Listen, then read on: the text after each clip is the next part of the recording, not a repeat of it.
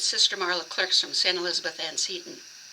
I've been reading a bit lately about the concept of a human library, and it's a phenomenon that began first in Denmark and has spread throughout Europe. The idea is that people volunteer to be a book, in a sense, for others.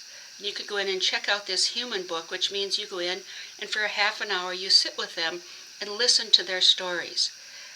Originally, it was begun so that we could begin to break down some stereotypes. And so some of the first people were veterans, were Muslims, were brothers and sisters from our gay and lesbian community. People sat down and listened to them tell their stories. And also some people came forward who were struggling with maybe an addiction, and so listened to this human book who had also struggled through that and found a sense of hope or a way to get out of that addiction. It's a wonderful concept, first of all, to think about sitting down with another individual, just one-on-one, and really listening to their story, really hearing about their life, of some struggles that they have gone through, of some joyful moments of their lives, and getting to know them on a one-to-one basis. I wonder if we did the human library idea with our Sunday Gospel of the Prodigal Son, what might be some of the story that they would tell us? If we started with the dad, I think he would talk to us first of all about the sorrow in having one of the sons wanting to leave home, and the insult maybe even that he felt by his son demanding his inheritance. That hunger inside of him when his son was gone, desiring to have him back, longing for his return, and then the joy he felt when he did see him return. We also can see that him dealing with his older son and trying to convince him to come back into the house, to return to be part of the family as well, and the joy when both are able to come back in. The youngest son, in sitting with him, would probably hear first about his frustration of how he wanted to leave home. He didn't want anybody else telling him what to do, didn't want to live under his father's house anymore.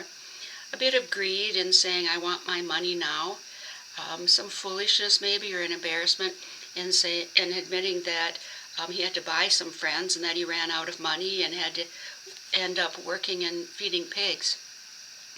And also that humility in coming back home and thinking that he was going to say to his dad, let me be your servant. And then also that deep, profound love in realizing that his dad was accepting him as a son. The older son, I'm sure, felt some maybe self-righteousness at first in knowing that he was the good son. He stayed and worked the way his dad had asked him to.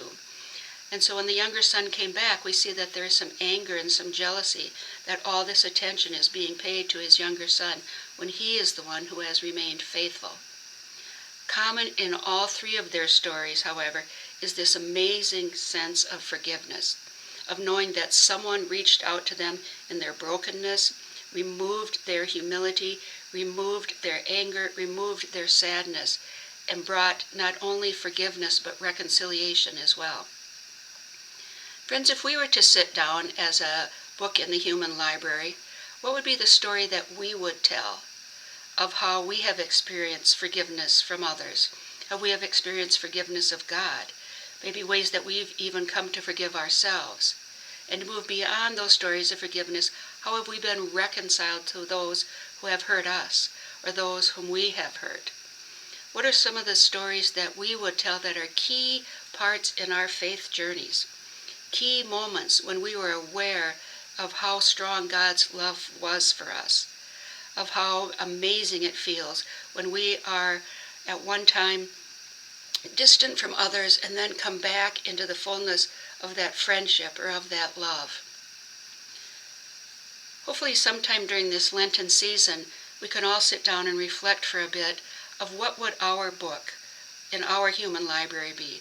How would it tell of the times when we perhaps were distant from others or distant from God?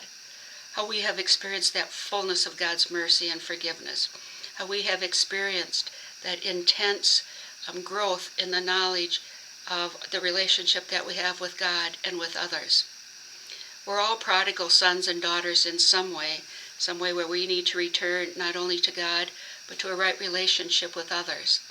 And so let us ask God for the strength to write a good ending to our own library story.